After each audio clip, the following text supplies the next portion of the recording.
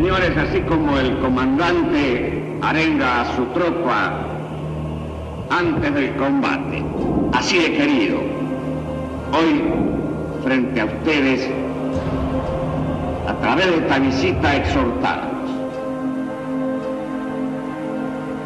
a que se sientan y sean realmente ganadores.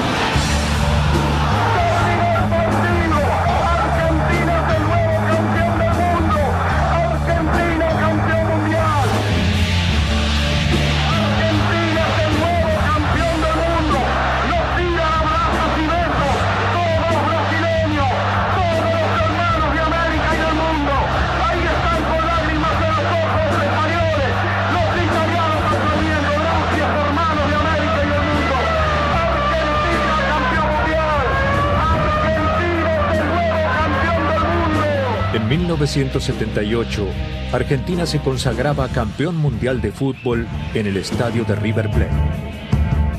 Fue la primera vez en que los argentinos, verdaderos fanáticos del fútbol, celebraban la Copa del Mundo. Pero aquel campeonato fue también el Mundial del Horror, jugado en el momento más oscuro de la Argentina, en medio de una sangrienta dictadura que utilizó al fútbol para tapar torturas, secuestros y asesinatos. Esta historia habla de madres y de abuelas que entre gritos de gol buscaban a sus hijos y nietos secuestrados por los militares. De víctimas que vieron la fiesta en medio del infierno y de héroes que fundaron la gesta deportiva.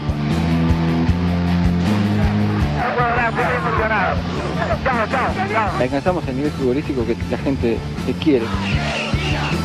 Mientras se estaba desarrollando el mundial había un montón de compañeros que lo estaban torturando y bueno, algunos que lo mataron. Fue uno de los momentos donde era más claro que afuera la vida continuaba. Y creo que esas de las cosas que para nosotros era más difícil de soportar. Nosotros dentro de la cancha trataremos de hacer lo mejor posible para que vaya todo bien. Vamos a ganar. Ojalá. Ella estaba embarazada cuando la secuestraron y su bebé tenía como fecha de nacimiento en junio del 78. Es un tema molesto para nosotros y prácticamente nadie lo toca. Vamos a dejar todo lo que tenemos. No sé si era mucho o poco, pero todo. Te lo dejamos a todo corazón. Muchas gracias. Yo digo que vamos a ganar. Yo soy siempre muy optimista, así que no tengo dudas. Como hizo Hitler en 1936 con los Juegos Olímpicos de Berlín, el Mundial argentino fue también una de las más groseras utilizaciones políticas en la historia del deporte. ¡Ayúdennos, por favor! ¡Son nuestra última esperanza! Esta es la historia.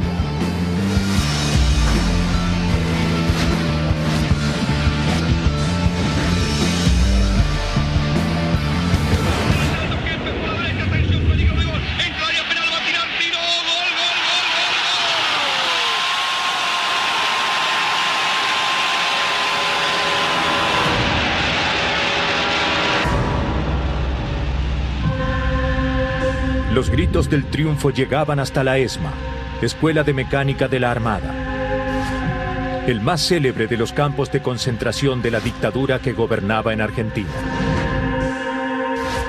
Este campo de concentración estaba a menos de 1000 metros del estadio de River Plate, el Estadio Monumental. El dueño de la vida y de la muerte en la ESMA era el capitán de corbeta Jorge Acosta, alias El Tigre. El Tigre Acosta era el jefe de inteligencia del Centro de Operaciones Especiales que funcionaba en la ESMA. Estaba eufórico con el triunfo argentino y fue a saludar a sus propias víctimas. Entonces el Tigre entró gritando así, levantando los brazos, diciendo ganamos, ganamos. Y ahí sí yo tuve la certeza, si él dice ganamos, nosotros perdimos, no importa que nosotros perdimos. Graciela D'Aleo fue una militante política secuestrada y torturada en la ESMA. Ese día, D'Aleo salió de la ESMA para festejar la victoria junto a sus captores.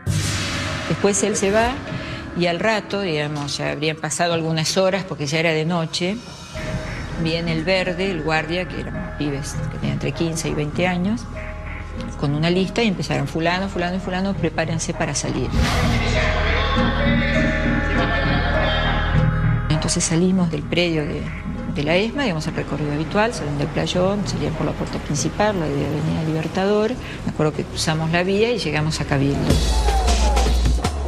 No pudiendo prácticamente avanzar, cada vez más despacio, porque además la gente no era que estaba en las veredas, la gente estaba en la calle, caminaba por la calle, caminaba entre los autos.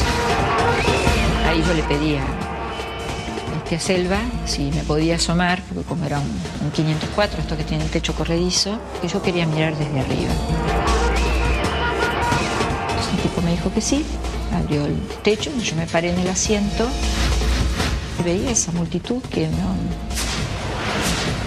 Ahí es el otro momento de la terrible soledad, ¿no? O sea, y tuve la certeza, y yo lloraba.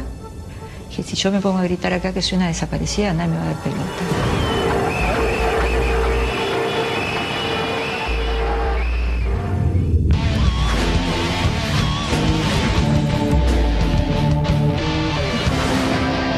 ...1978... Todas las miradas estaban puestas en la Copa del Mundo. Los hombres, las sedes, las tácticas, la preparación, pero sobre todo una gran esperanza. El ente autárquico Mundial 78 fue una estructura creada por la dictadura y aceptada por la FIFA, que facilitaba a los militares el control absoluto en la organización del Mundial. En ese momento, Juan Aleman era el secretario de Hacienda. El primer presidente del Mundial fue el general Actis. Era un hombre de mucha autoridad y manejaba todo. Un hombre muy derecho y tenía muchos problemas con la Corte. El contraalmirante Carlos Lacoste era el hombre de confianza de Emilio Macera, jefe de la Armada, que ambicionaba suceder a Videla en la presidencia. Un capítulo clave y jamás aclarado de esa batalla fue el asesinato del general del ejército Omar Actis. En circunstancias aún no explicadas, sufrió un atentado y lo mataron, que fue atribuido al terrorismo. Pero hay quienes también se lo atribuyen a Macera para sacarlo de encima. Tras el crimen de Actis, Lacoste se convirtió en el hombre fuerte del Mundial. Comenzó la disputa entre la Marina y el Ejército por el negocio político y económico del torneo de fútbol. El Mundial costó 700 millones en total. En esto está también el nuevo edificio de ATC, que es un gran disparate. Pero además se hicieron estadios de más, enormes estadios que no hacía falta. Cuando no se le giraban los fondos, venía la presión política de todas partes para que se le mande los fondos, que si no, no se llega. Imagínense, si no llegábamos al Mundial, a mí me colgaban en la Plaza de Mayo. Bajo el signo de la paz, declaro oficialmente inaugurado este 11º Campeonato Mundial de Fútbol 78. El día de la inauguración del Mundial estaba en esta tribuna, estaba con mi tío. Claudio Morresi fue un destacado futbolista profesional argentino. Me acuerdo que Videla estaba allá. Mi hermano había desaparecido hacía 2 años atrás. Tenía 17 años, era un muchacho que militaba en la Juventud Peronista, en la Unión de Estudiantes Secundarios. Salió de mi casa y no volvió. Aparecieron personas que a cambio de dinero decían lugares donde mi hermano estaba detenido. El joven fue asesinado con 6 balazos en la cabeza.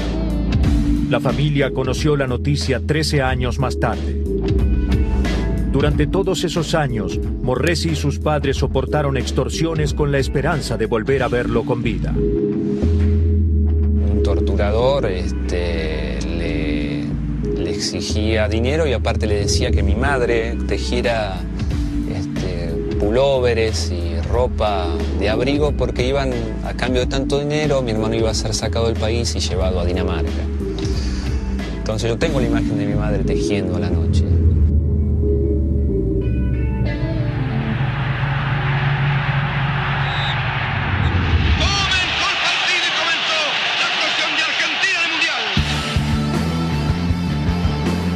Argentina, con más lucha y vocación ofensiva que buen fútbol, logró superar un difícil debut con Hungría.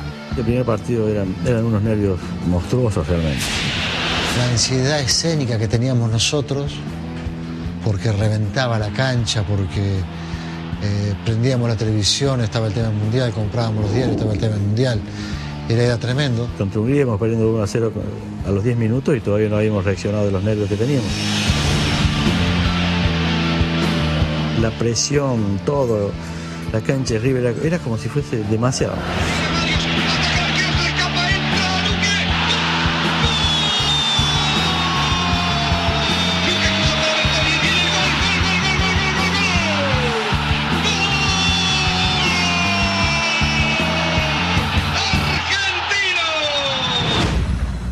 En un país dominado por el miedo y el silencio, la mejor información sobre la represión ilegal llegaba desde el extranjero. En Europa, organismos de derechos humanos y exiliados argentinos decían que la Copa del Mundo no debía jugarse en la Argentina de Videla. ¿Cómo festejar los goles en el Monumental mientras que a pocos metros de allí, en la ESMA, miles de personas eran torturadas? La ESMA es el lugar que se devoró a 5.000 compañeros míos. Yo creo que si quedamos vivos 100, somos muchos.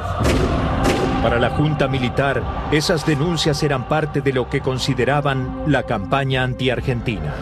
Visitantes que se han sentido como en su propia tierra, tratados con afectuosa hospitalidad, podrán ahora testimoniar sobre la realidad de nuestra patria, deformada por una aviesa campaña internacional. El almirante Macera montó entonces su propia campaña de prensa e instaló una serie de oficinas en la ESMA a las que los prisioneros llamaron La Pecera. La Pecera. Durante su cautiverio, Raúl Cubas trabajó allí. Para la época del Mundial ya existía La Pecera, que estaba ubicada en el altillo de la ESMA y era donde trabajaba un grupo de prisioneros en labores como archivo, ¿cómo se llama?, de imágenes. En La Pecera, los detenidos investigaban todo lo que se difundía sobre Argentina en el extranjero. Ellos estaban obligados a trabajar para mantenerse con vida. Y yo en esas circunstancias estaba encargado de chequear y monitorear todas las noticias que venían del exterior. El gobierno quería obtener una declaración favorable de boca de Menotti para contribuir a la imagen positiva del país. Y para eso decide enviar a un periodista propio a la conferencia de prensa con el técnico. Raúl Cubas fue el elegido para hacer esta entrevista y, custodiado por sus propios captores, llegó a la concentración en José Cepaz. La idea fue del teniente de navío Rolón, que inclusive fue uno de los que me acompañó a la entrevista. En la rueda de prensa, yo lo que hacía era mirar alrededor o decir, bueno, esto es una locura, estoy aquí, pero en realidad no pertenezco a este mundo. Luego de la conferencia se acercó al técnico y le pidió una entrevista. Primero me temblaban las piernas. Mezcla entre hacer un trabajo que nunca había hecho ante un personaje real. Cubas estuvo tentado de confesarle que él era un desaparecido y que en la ESMA había más compañeros en cautiverio. Pero no se animó. Y en realidad sentí miedo. Lo que sí, el único momento de racionalidad fue el ubicarme cuando dio la rueda de prensa Menotti cerca de él para tratar de salir en una foto. Inclusive en la foto que sale en La Nación está Menotti y enfrente de Menotti, de la mano derecha, está primero Rolón sentado y estoy yo parado, ¿cómo se llama?, detrás. Pensaba, bueno, si salgo por lo menos queda una prueba de que estuve ahí, porque bueno, en ese momento yo no sabía si iba a vivir o después de la entrevista o a los 15 días. Me boleteaban. Además de sus propios mecanismos de propaganda, el gobierno contó con la colaboración de medios y periodistas argentinos fieles al proceso. La Copa del Mundo para Argentina fue un compromiso que en su momento adquirió el país y que en estos momentos lo está cumpliendo. Pero por sobre todas las cosas es un hecho también político, porque queremos que todos los pueblos del mundo conozcan cómo somos los argentinos.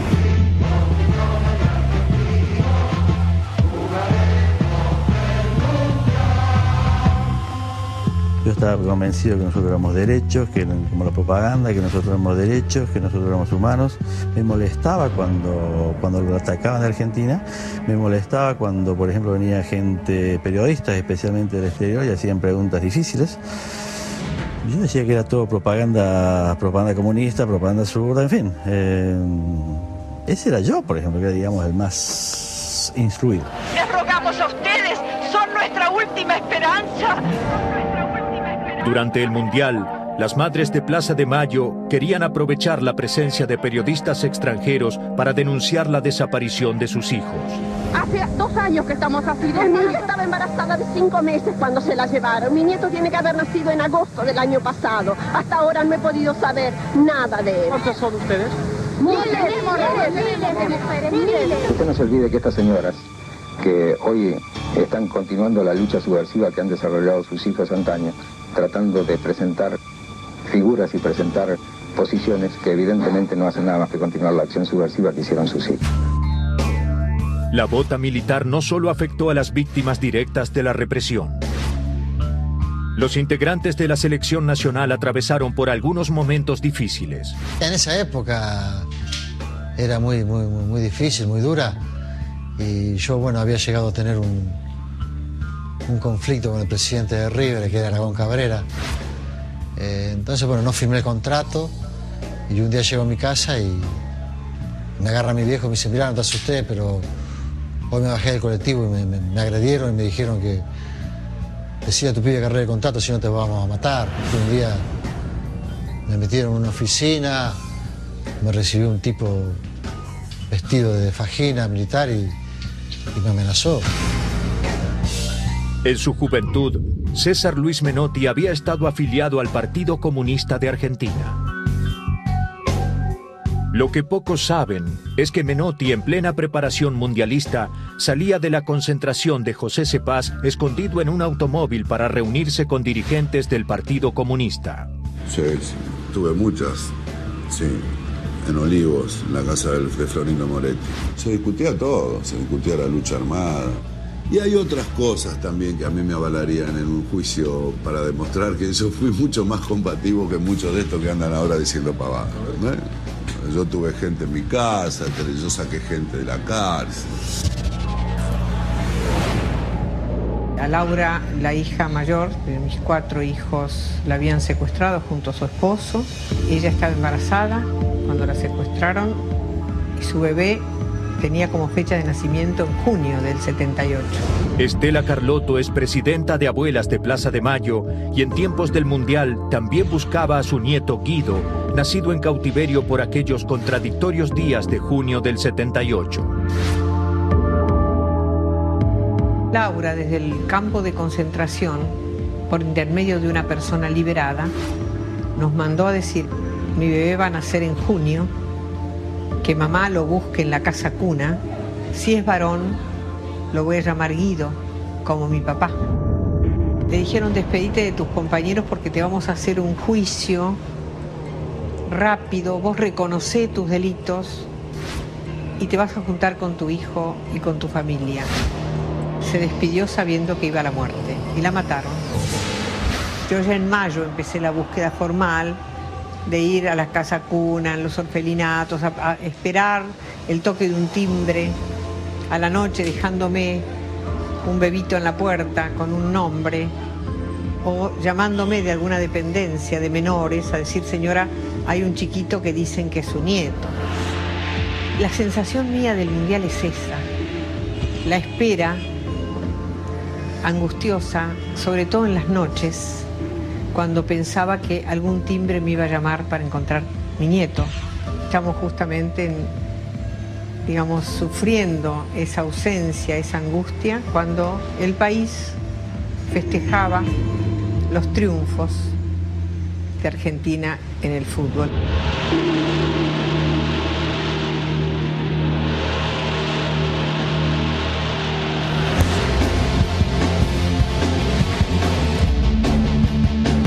Luego del descanso gozado por el plantel que tuvo ayer un día libre, hoy el trabajo retornó a la concentración de José Cepaz. Los hombres de Menotti llegaron al inicio del torneo con buen rendimiento físico para dar muestra de un juego rápido y agresivo. Creo que aquel equipo, no sé si fue vistoso, pero fue muy ofensivo. La Argentina en 86, Maradona fue la figura.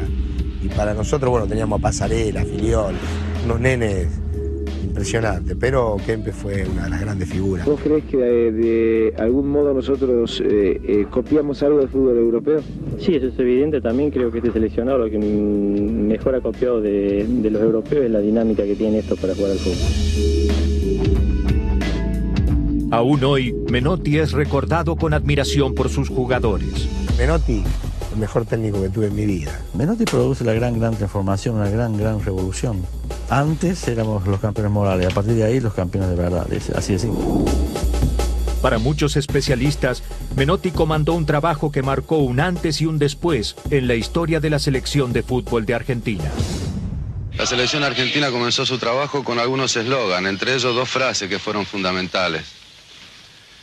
Uno decía, de la única manera que podemos jugar bien es jugar limpio con la pasión popular y en la profunda defensa de este espectáculo. Y la otra era, la selección será de todos o no será de nadie.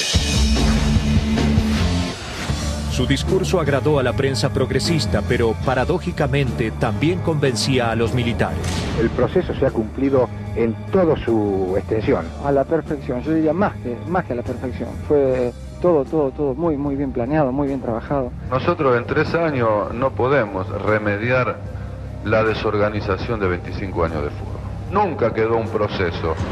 Menotti denominaba proceso a su trabajo con la selección y jugaba un fútbol ofensivo y estético que él llamaba defensa del estilo argentino. Eso también agradó al discurso nacionalista del régimen de facto.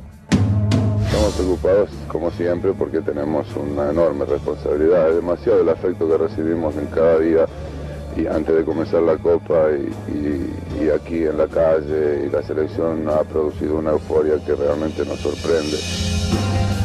Su postura de izquierda, pero su condición de campeón en un mundial utilizado por la dictadura, le generó fuertes polémicas a posteriori. Así como el comandante arenga a su tropa antes del combate. Así he querido.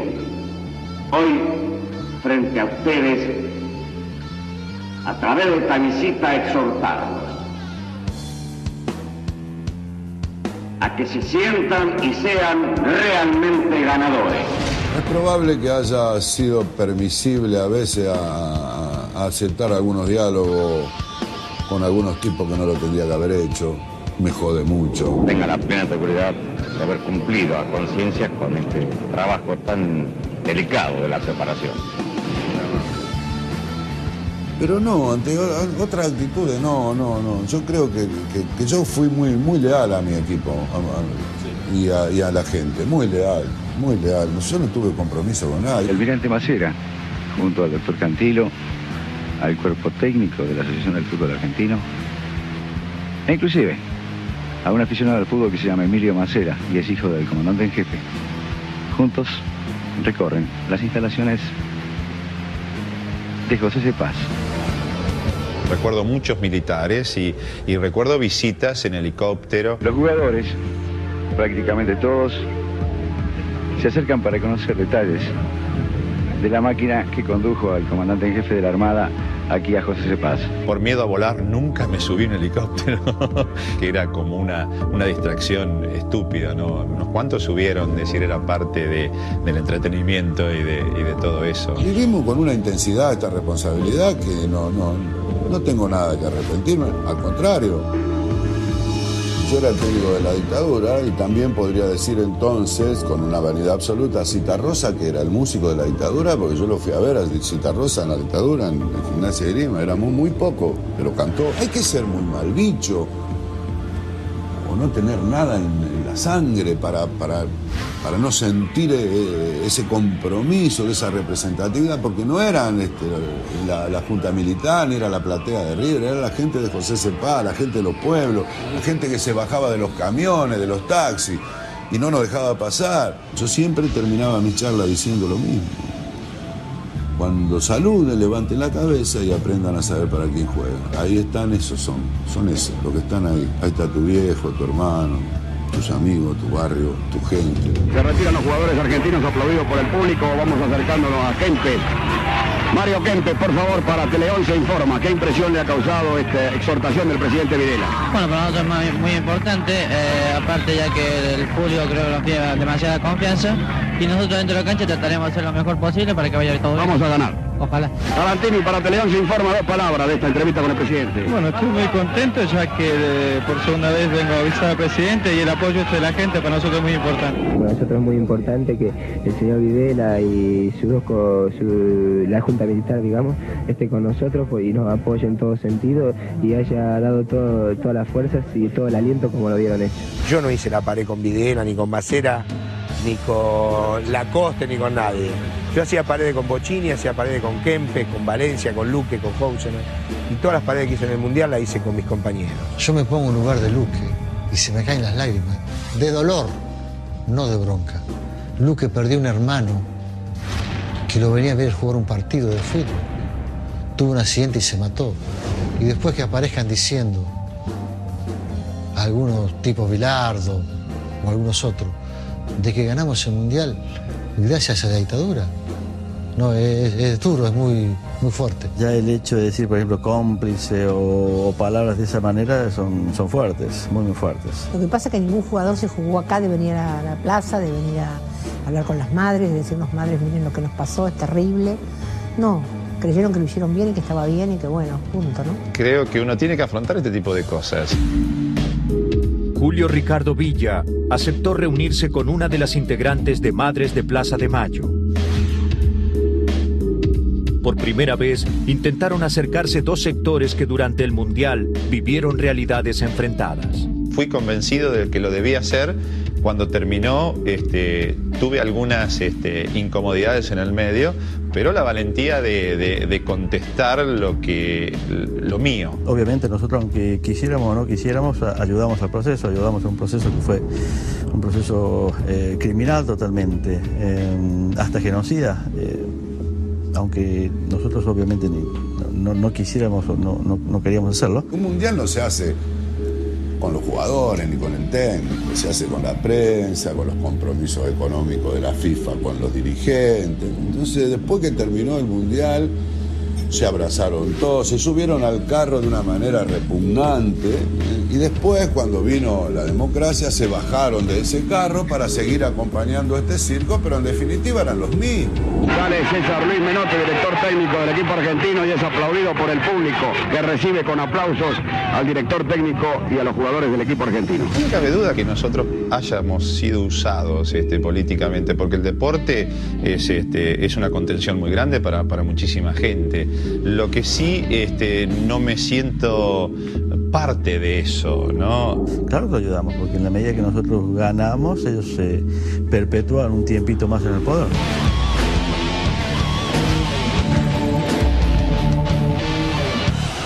El Mundial recién comenzaba y quedaban muchos partidos por delante.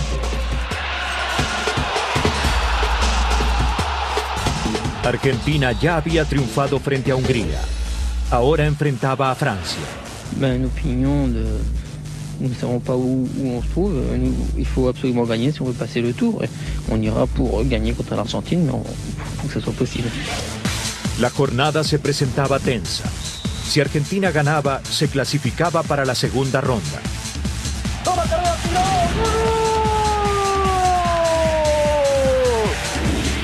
Aquí llega el peligro. El travesaño parece salvar. Pero la llegada de Platini hace infructuosa la acción de Holguín. Carga Rile, se acerca al área, juega para Luque, busca el arco y ¡gol! Argentina superó a la Francia de Platini por 2-1. Argentina vibró durante el Mundial la historia de dos perfiles contrapuestos. El de Kempes, el matador, el de los campos de juego, pero también el de Videla, el genocida, el de los campos de concentración. Esa pregunta me la hice muchas veces yo después. ¿Cómo reaccionaría un torturado al escuchar nuestros goles, por ejemplo? Los goles se escuchaban, sí. Hemos gritado, digamos, los goles del Mundial. Pero, digamos, al frente estaban torturando. Y era como una cosa que no podías tragar. El Mundial se gritaba también en las cárceles en las que estaba el Premio Nobel de la Paz, Adolfo Pérez Esquivel. Algunos partidos pasaron por los altavoces. Lógicamente, cuando había un gol de Argentina, todos gritaban, saltaban, en fin, nos emocionábamos.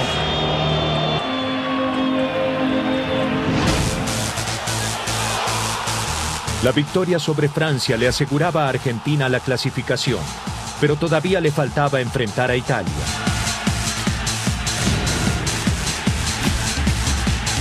Argentina sufrió una inesperada derrota que la obligó a trasladarse a Rosario para disputar la segunda fase. Finalizó la primera ronda del Campeonato Mundial de Fútbol, un capítulo inicial que deparó abundantes sorpresas. Con cada encuentro, la potencia ofensiva del equipo de Menotti comenzaba a aflorar. Viene el tiro, segundo palo. Con la mano. Penal. Con 2 goles del Matador, Argentina derrotó a Polonia. Kempes comenzó a proyectarse como el goleador del Mundial.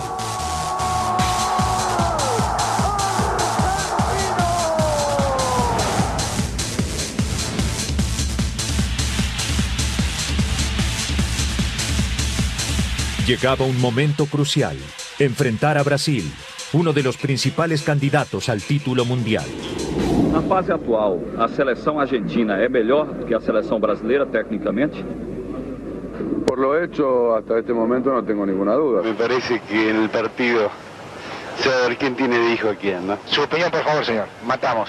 Únicamente matamos. Así tiene fe el pueblo de Buenos Aires que confía absolutamente en el triunfo de Argentina. El clima en la tribuna, en las calles y en la concentración era el mismo.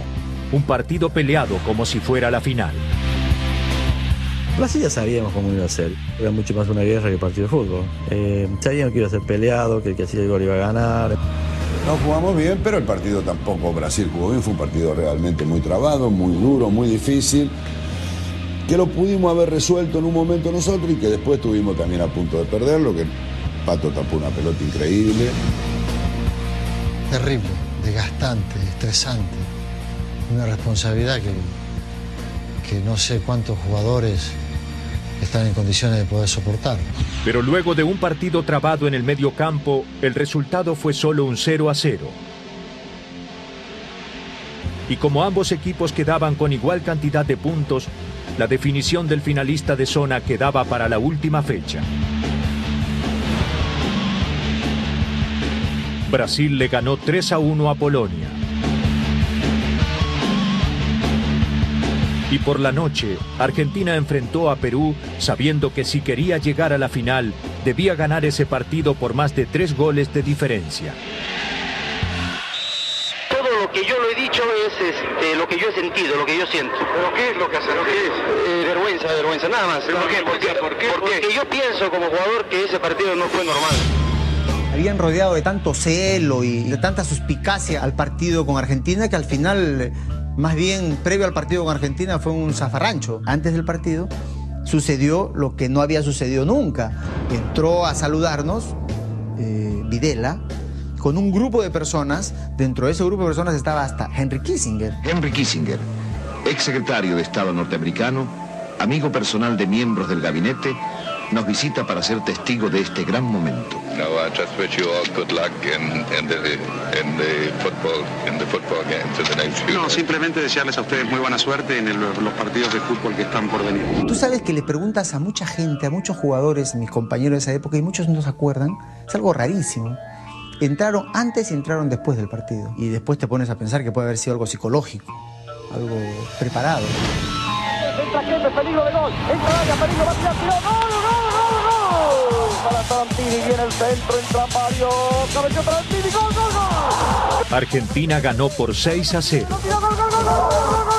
Desde ese momento, el partido se convirtió en uno de los más sospechados en la historia de las Copas Mundiales de la FIFA. A mí me pareció una infamia realmente.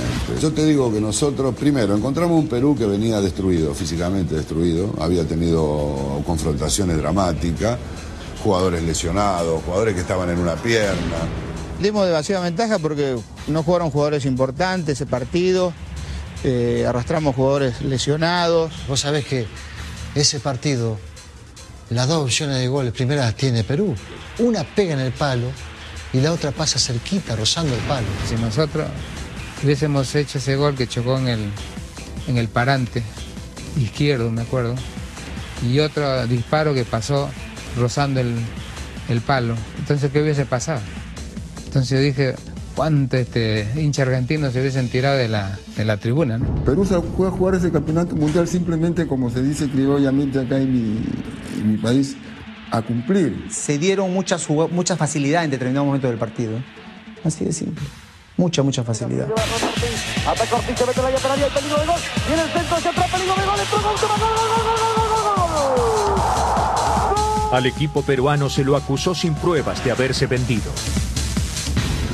27 años más tarde, los jugadores peruanos dudan de la transparencia de varios acontecimientos que encerró ese partido.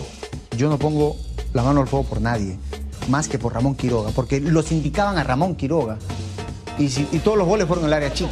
Se va la Rosa, da para Luque, peligro de gol, tira Luque, gol. El arquero rival, Ramón Quiroga, era un argentino nacionalizado peruano, razón por la cual se convirtió en blanco favorito de las críticas. No me gustó perder primeramente, ¿no? Siempre he sido ganador, voy a donde voy a ganar. O sea, si de repente hubiese sido yo y tres más que piensen como yo, ese partido después del trasero armo la bronca, no termina el partido, me cago a trompada con alguien. El otro sospechado era el defensor Rodolfo Manso. Si hubo entre jugadores, si hubo entre dirigentes, automáticamente Rodolfo Manso no supo nada. Pero desgraciadamente a Rodolfo Manso fue que le cargaron todo. Luego del Mundial, Manso vino a Buenos Aires convocado por el club Vélez Sarsfield. Estando yo en el Vélez en Argentina, es que sale ya la versión clarita. O sea, ya, no es que Rodolfo Manso dice Perú se vendió. El peso del descrédito llevó al exdefensor de Perú a desmentir públicamente los rumores. Yo no he recibido dinero ni mis compañeros del equipo de la selección peruana. En el partido jugado en la ciudad de Rosario entre la selección argentina y la de Perú. El momento ese a mí me mató. Y no me explico por qué ni un dirigente, ni un periodista, ni un compañero mío se comunicó conmigo. No entiendo hasta el día de hoy. Nunca declaré nada. Me siento un poquito dolido por mi patria, por mí y por mi familia, y también por la Argentina. Yo soy el tipo que desgraciadamente salí más perjudicado que toditos mis compañeros en ese tiempo. Las dudas no solo cayeron sobre los contrincantes. El accionar de la Junta Militar agregó más cuestionamientos al partido con Perú. Me pusieron una bomba en mi casa, justo en el momento del cuarto gol de Argentina con Perú. El que armó todo este operativo sabía que se iban a hacer 4 goles, que era lo que la Argentina necesitaba para clasificarse, ¿no? Y si no hubieran metido 4 goles, se iba con la bomba a su casa. Y esto un poco es esta rara personalidad de Maceira, que se creía omnipotente, ponía bombas o mandaba a asesinar gente, así, pero más allá de todo lo que fuera la lucha antisubversiva, ¿no? Sugestivamente, 15 días después del Mundial, la Junta ordenó una donación de trigo a Perú. Algunas fuentes indicaron que esta donación formó parte del acuerdo entre los regímenes de ambos países a cambio de la goleada. Ni por casualidad yo puedo decir, ni nadie puede decir, no hicieron nada. Simplemente no lo sé. Ojalá que no hayan hecho nada, que entonces el triunfo nuestro haya sido simplemente deportivo. Si no hubiese sido así, me sentiría muy mal. Estaría pensando posiblemente en devolver mi medalla, ¿no?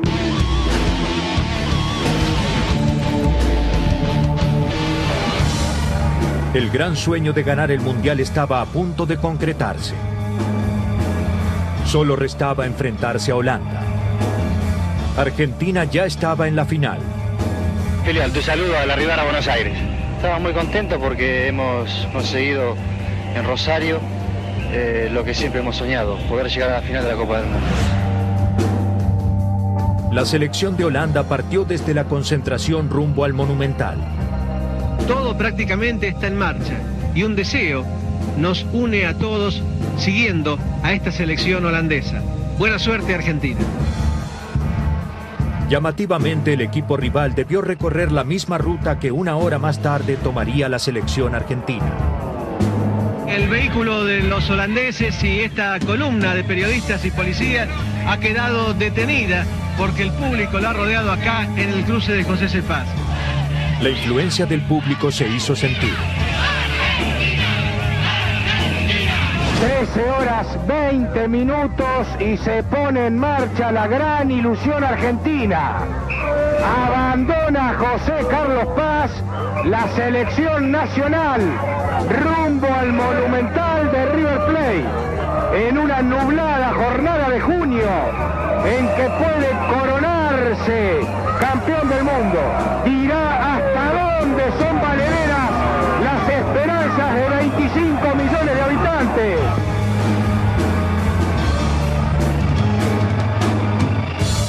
Y aquí está el Monumental de Núñez, exactamente 14 horas 5 minutos.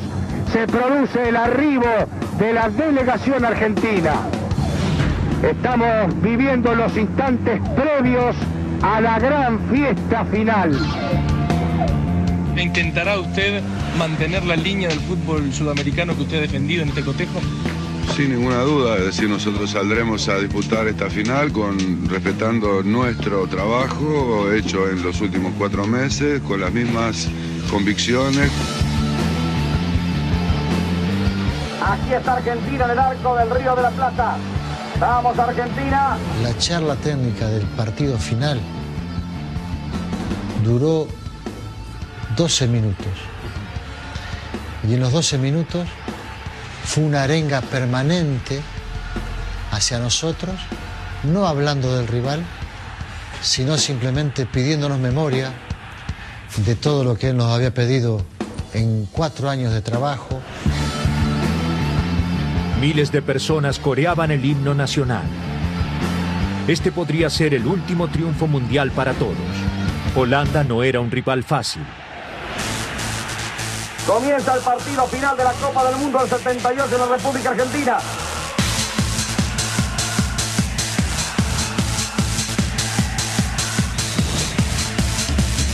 Se las debe Bardín entre dos, bien, buena gambeta. Entra Luque, enganchó para Kempes, peligro, tiro, gol, gol, gol, gol.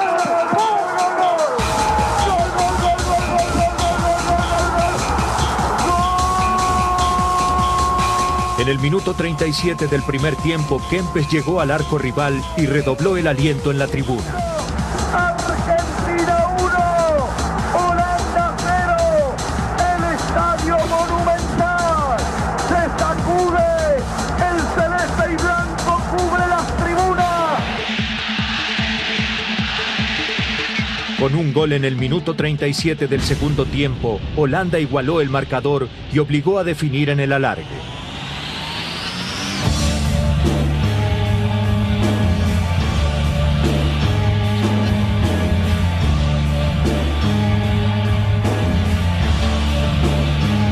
Bertoni enganchó bien hacia adentro, dio para Kempes, se le tira ahí, adelantó, peligro de gol, salió el arquero, va a tirar, entra, gol, gol, gol, gol, gol, gol.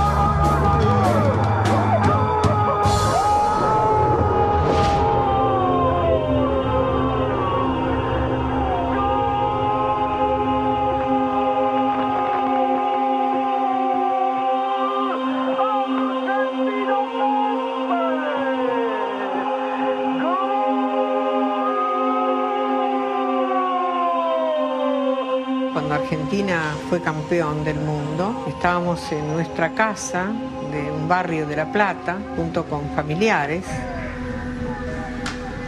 donde ellos, mis familiares, sabiendo, digamos, cuál era el drama de esa casa, festejaban con una alegría enorme cada gol, cada instancia, cada momento del Mundial. Ya para Kempes, ataca Mario, se acerca al área, va a entrar en el área, se la llevó, entró Bertoni, tiró, gol, gol, gol, gol, gol, gol, gol, gol. Mientras mi esposo y yo llorábamos. Nosotros les decíamos, mientras se gritan los goles, se viva al equipo, se apagan los gritos de los torturados y de los asesinados. ¡Terminó el partido! ¡Argentina es el nuevo campeón del mundo! Finalmente, con 3 goles, Argentina se consagró campeón del mundo. La locura estalló en el Estadio Monumental. Le rogamos no invadir la cancha. Es impresionante el espectáculo y de narrar de lo que está ocurriendo en la cancha de River. Van a ascender al podio, encabezados por su capitán. La espera había terminado. La calle se llenó con la alegría incontenible de un pueblo que se encontraba. Argentina es el nuevo campeón del mundo. Nos tiran abrazos y besos. Todos brasileños, todos los hermanos de América y del mundo. Era una gran fiesta popular donde todos festejaban juntos, aunque no se conocieran. Espontáneamente, ante la presencia de nuestras cámaras, se repiten los vítores y los gritos, vivando a nuestro país y al triunfo de esta noche. El día de la final, los captores de Raúl Cubas decidieron liberarlo por ese fin de semana.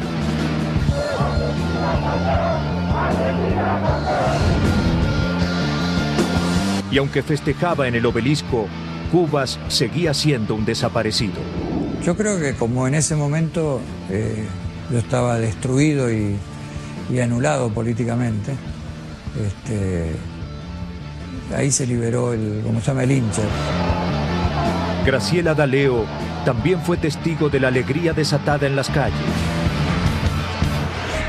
Y luego de una recorrida, sus captores la llevaron a un restaurante. El boliche estaba lleno de gente que cantaba y cantaban las consignas del mundial, lo cual no quiere decir que yo no cantara y saltara y hiciera exactamente igual que lo que hacía el resto de cantar los cantitos del mundial. Hasta que en un momento, sí, yo sentí que me moría, creo que era. Entonces pedí permiso para ir al baño, me fui al baño, estaba en el fondo. Y entonces ahí saqué el lápiz de labio, empecé a escribir: Macer asesino, milicos asesinos, vivan los montoneros. Y escribí, hasta que se me acabó el lápiz de labio. Yo siento que ese pequeño acto de resistencia que yo hice, escribiendo las palabras prohibidas, aún adentro de un baño, son de las señales que a mí me permitían decirme: sigo siendo una persona. A 27 años, el Mundial 78 es mucho más que un capítulo en la historia argentina. Son marcas, voces, miradas, heridas que aún sangran con el pulso de la gloria y el drama, sellados en la memoria nacional. Yo creo que la lucha contra la dictadura se debería plantear desde otros lugares, no desde la selección argentina. Yo en ese momento pensaba en jugar al fútbol, ni me interesaba quién era presidente. Después supe lo que supimos todos, que hubo cerca de donde nosotros estábamos festejando y saliendo campeón del mundo, había gente sufriendo y gente que desaparecía. A medida que pasa el tiempo, sentimos más orgullo de lo que hicimos, porque hicimos a Argentina campeona del mundo por primera vez en la historia y defendimos la bandera. No condeno a la gente que... No la condeno, porque yo creo que fue un momento donde la gente quiso ganar a algo, ¿no? Y ganó con el fútbol.